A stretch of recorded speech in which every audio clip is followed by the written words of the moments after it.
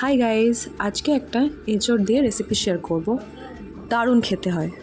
দেখলে যেমন সবজি আগের থেকে কাটা, আর এঁচোড় আর ডিমটা আমি আলাদা করে সেদ্ধ করে নিলাম। এবার এঁচোড়টাকে একটা পাত্রে ঢেলে মেখে নেব। অবশ্যই হাতে একটু তেল নিয়ে নেবে। আমি তেল নিয়ে নিই, ভীষণ চ্যাটচ্যাট করছিল আমার হাতটা। দিয়ে কেটে রাখা সব সবজি যা যা বললাম, পেঁয়াজ, লঙ্কা, আদা কুচি, রসুন কুচি, লঙ্কা কুচি সব দিয়ে দেব। তারপরে দেব ধনেপাতা আর লেবুর রস। সব মেশানো হয়ে গেলে হাতে হালকা করে সর্ষের তেল নিয়ে এটা মাখিয়ে নেব। তার মধ্যে দেব নুন, হলুদ, চিনি, গরম মশলা গুঁড়ো আর 2 থেকে 3 চামচ কর্নফ্লাওয়ার, ওই বাইন্ডিংটার জন্য। আদারওয়াইজ রান্নাটা কিন্তু ভালো হবে না। দিয়ে ভালো করে সব মিশিয়ে মেখে নেব।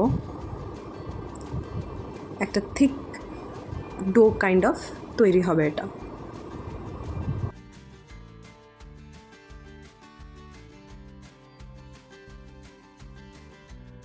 দেখো কনসিস্টেন্সিটা কিন্তু এরকম হবে, যাতে একটা বড়ার কাইন্ড অফ গোল তৈরি হতে পারে। যদি দরকার পড়ে তোমরা কিন্তু আরেকটু কর্নফ্লাওয়ার দিতে পারো। এরপরে সেদ্ধ করা ডিমগুলোকে সমান সাইজে 4 টুকরো করে নেব। আমি সুতো দিয়ে কেট মারতে গেছিলাম, ভাবলাম যে এটা দিয়ে বেশ ভালো করে আমি ডিমটা কাটতে পারবো। হলো না বস, তাই আমি সেই আবার ছুরি দিয়েই কাটলাম। ছুরি দিয়ে দেখলাম মোটামুটি ঠিকই হচ্ছে।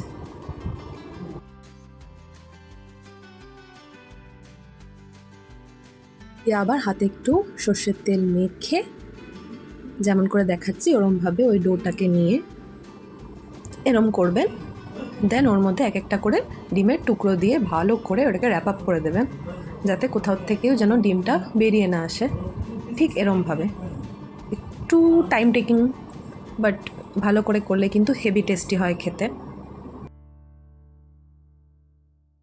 আমি আরেকটা করে দেখিয়ে দিচ্ছি। এরমভাবে গোল করে হাতের মধ্যে এরম করে ডিমের টুকরোটা দিয়ে ভালো করে এটাকে র্যাপ করে নিন।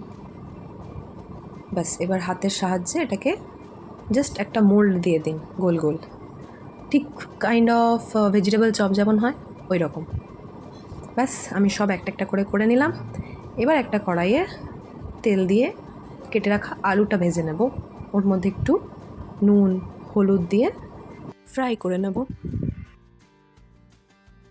আলুটা ভাজা হয়ে গেলে সেই কড়াইয়ে অনেকটা তেল দেব। এটা কিন্তু ছাকা তেলে হবে, এই বড়াগুলোকে আমাদের ছাকা তেলে ভাজতে হবে। প্রথমে তেলটা ভালো করে গরম করে নেবে, তারপরে গোটা রান্নাটা কিন্তু লো টু মিডিয়াম ফ্লেমে হবে। ব্যাস, বড়াগুলো যখন এরম লাল লাল হয়ে যাবে তখন একটা পাত্রে তুলে রাখতে হবে। আমিও পটাপট এরমভাবেই সবগুলোকে ভেজে নিলাম।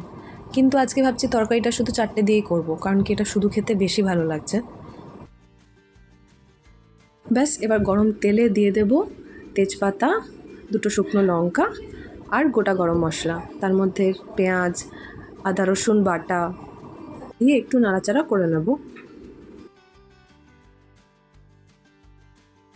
এবার দিয়ে দেবো এর মধ্যে স্বাদ মতো হলুদ, নুন, জিরে ধনে গুঁড়ো, লাল মির্চ পাউডার দিয়ে মশলাটা ভালো করে কষিয়ে নেব। এর মধ্যেই দিয়ে দেব কেটে রাখা 2টো মতো টমেটো। সেটাও ভালো করে এই মশলাটা দিয়ে কষিয়ে নিতে হবে। কিছুক্ষণ কষানোর পর 1 কাপ জল দিয়ে ভালো করে আবার এটা একটু ফুটতে দেব। ফুটে গেলে ওর মধ্যে ভেজে রাখা আলু দিয়ে দেব। আবার আলুর সাথে মশলাটা কষাতে থাকবো। কষাতে কষাতে আলুটাও একদম ভালোভাবে সেদ্ধ হয়ে যাবে। একটু ফুটলে ওর মধ্যে ভেজে রাখা বড়াগুলো দিয়ে দেব। আমি ওই 4টে-5টাই দিয়েছি, আর যেই বড়াগুলো আমি একটু পুড়িয়ে ফেলেছি সেইগুলোই আমি ঝোলে দিয়ে দিয়েছি। মা দেখলে খুব বকতো। ব্যাস, এবার উপর থেকে একটু গরম মশলা ছড়িয়ে দেব। দিয়ে আবার কিছুক্ষণ নাড়াচাড়া করে ঢাকা দিয়ে ওই 2 থেকে 3 মিনিট মতো রান্নাটা হতে দেব। ব্যাস, তৈরি আমাদের এঁচোড় এগ কোফতা কারি। রেসিপিটা ভালো লাগলে অবশ্যই লাইক, কমেন্ট আর চ্যানেলটা সাবস্ক্রাইব করে দেবেন। বাই।